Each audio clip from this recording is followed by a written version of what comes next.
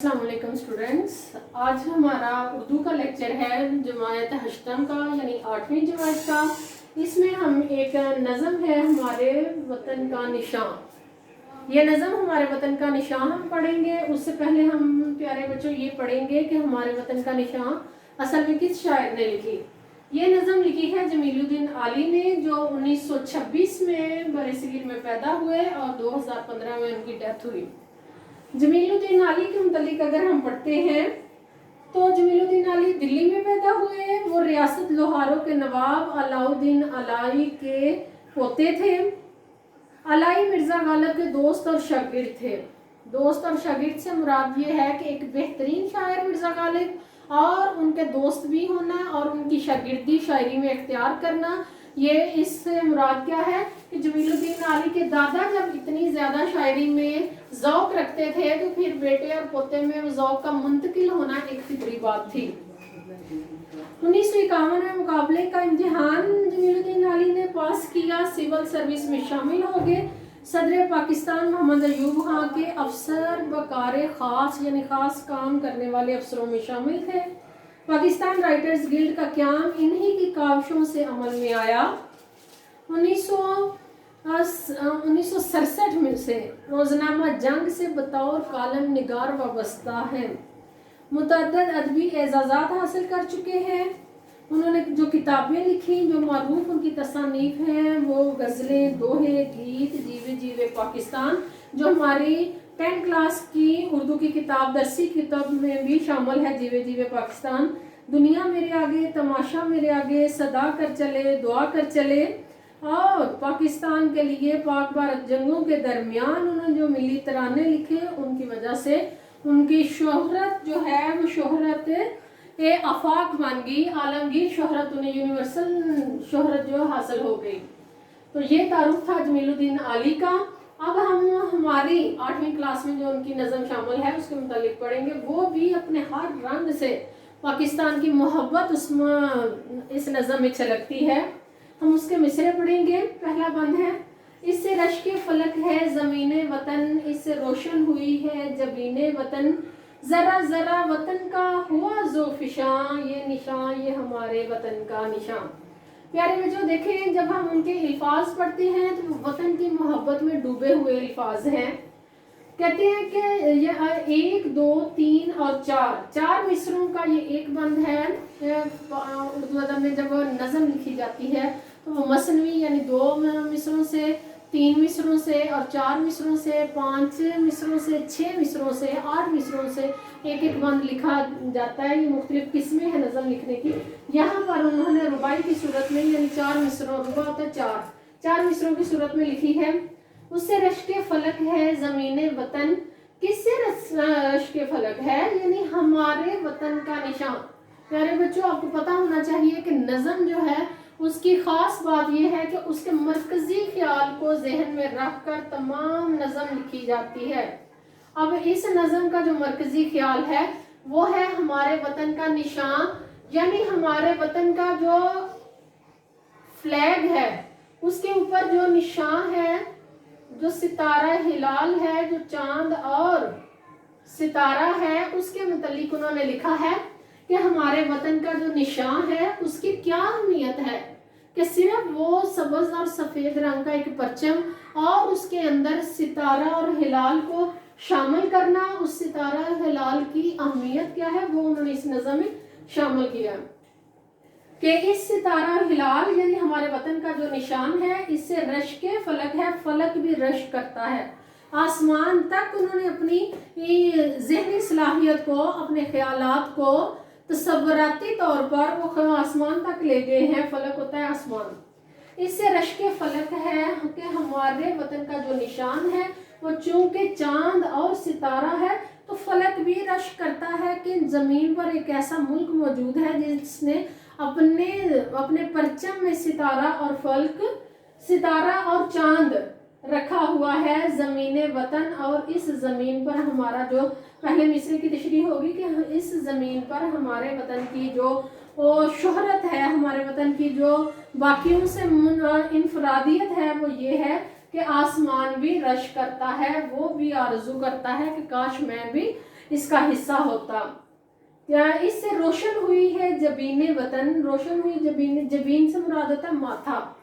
کہ وطن کا جو ماتھا ہے، وطن کا جو چہرہ ہے، وطن کی جو شہرت ہے باقی عالمی دنیا میں، وہ روشن ہوئی ہے، کیونکہ ہمارے وطن کا جو نشان ہے وہ بہت ہی بہترین، یعنی ستارہ اور چاند یعنی ہلال جو نشان ہے، اس سے ہمارے وطن باقی پوری دنیا کے جو پرچم ہے ان میں ہمارے وطن کا جو پرچم ہے وہ نمایاں نظر آتا ہے، وہ خوبصورت نظر آتا ہے، حسین نظر آتا ہے۔ ذرا ذرا وطن کا ہوا ذوفشاں، ذو سے مراد یہ ضیاء یعنی روشنی، روشنی سے یہ لفظ ہے ذوفشاں،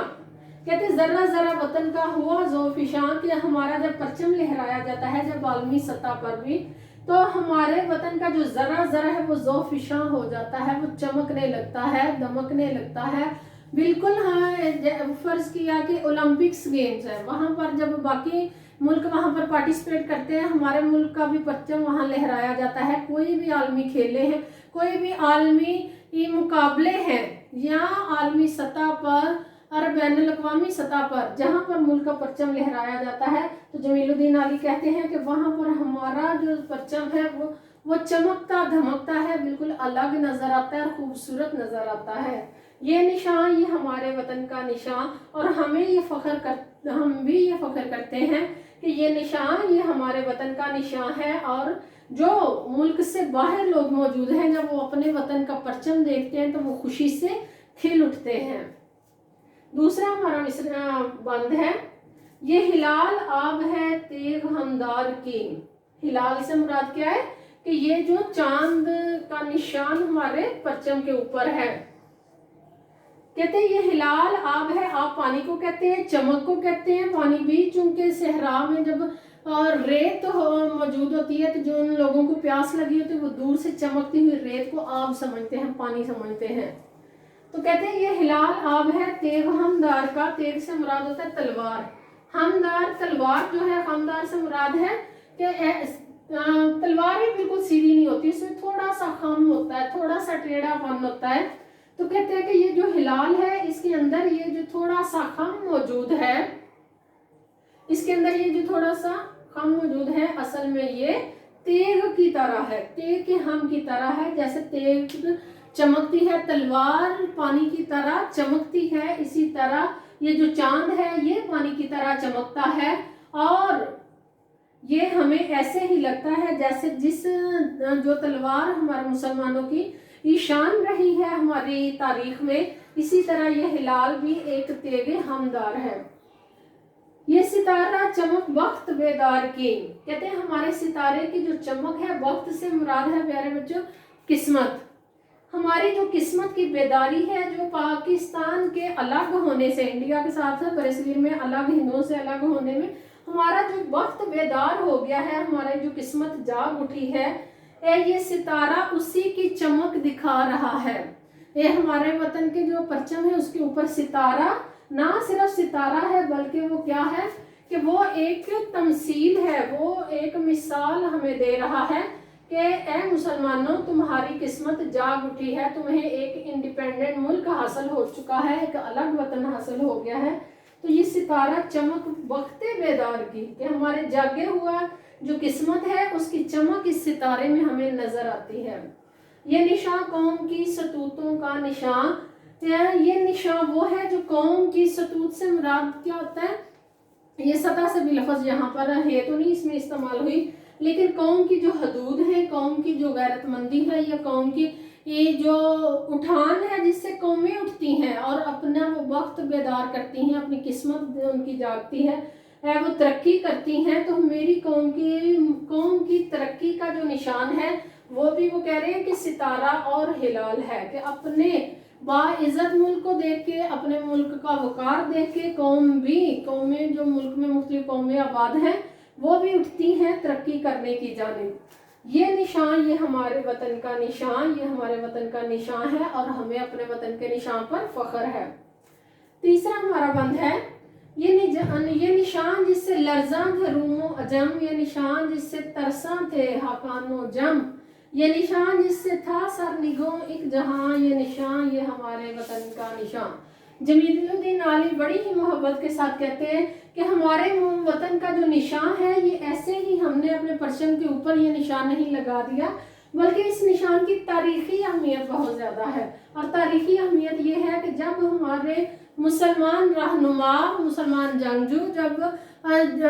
اسلام کو بچانے کی خاطر جہاد کیا کرتے تھے، اسلام کو پھیلانے کی خاطر پوری دنیا میں جایا کرتے تھے، تو روم و عجم لرز جاتا تھا اس نشان کی بدولت۔ ان کے ہاتھ میں اسلام کے نام کی تیغ ہوا کرتی تھی، تو اس نشان کو جب وہ دیکھتے تھے تو روم و عجم یعنی دنیا کی بڑی بڑی سلطنتیں لرز جاتی تھیں اور مسلمانوں کی حکومت وہاں قائم ہو جاتی تھی۔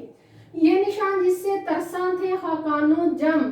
اور یہ نشان وہ ہے کہ جس سے ہمارے جو مسلمان مجاہدین اسلام کا جھنڈا سرفراز کرنے کے لیے جاتے تھے، تو خاقان و عجم یہ ملکوں کے بیٹا نام ہے، روم و عجم، خاقان و جم، ان ممالک کے بارے میں کہا جاتا ہے کہ وہاں پر ہمارے مسلمان جنگجوؤں نے